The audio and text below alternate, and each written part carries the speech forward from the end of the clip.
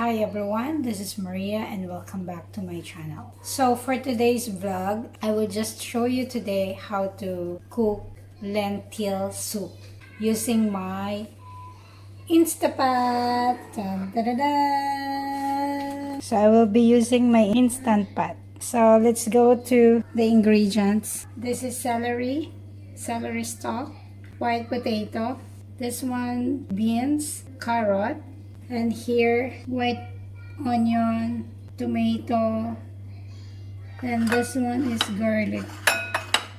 And this is my green today, which is kale. This one kale.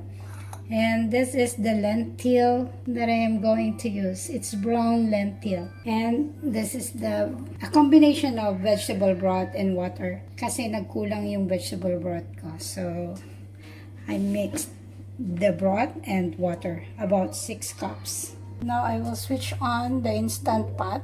Now, I will select which one I want to do, which is saute. We will saute first the onion, the garlic, and the vegetables. Click this one, saute. Now let's start the sauteing. I'll put some water. So the pan is already hot. I will put now the onion. I will add the garlic. You want to see it? The onion and the garlic. So next will be the seasoning. I have 1 teaspoon of cumin powder, 1 teaspoon of coriander powder, 1 teaspoon of smoked paprika, then 1 teaspoon of thyme, dried thyme, and half teaspoon of Himalayan salt. I will add it now. I will add the tomato, then the vegetables. I'll put the kale. I'll show it to you guys. Here we go. This is the mixtures of vegetables. Now it's done. I will cancel it. It's off now. Now what I am going to do is add the lentil. Actually, you can cook directly without sauteing. But medyo gusto ko masute muna yung ingredients. Mas malasa.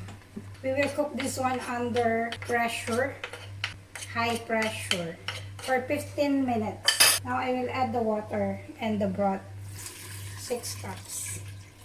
Then later, pag naluto na siya, tikman ko kung okay na siya or kulang pa ng salt. Dadagdagan na lang. So guys, yan na siya with water and broth. Vegetable broth. Okay, let's open na guys.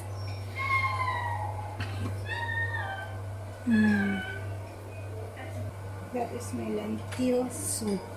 Tikman nga natin kung okay lang yung asin. Matabang. Dagdagan ko.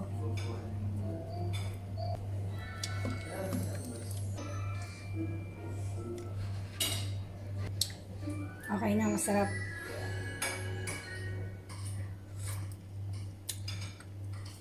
Yes. Okay, it's ready to serve.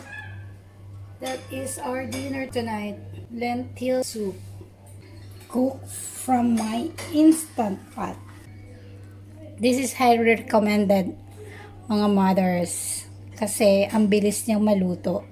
Tsaka, iwanan mo lang siya, then you can do something else. Maganda po to sa mga busy mother. Very helpful sa kitchen.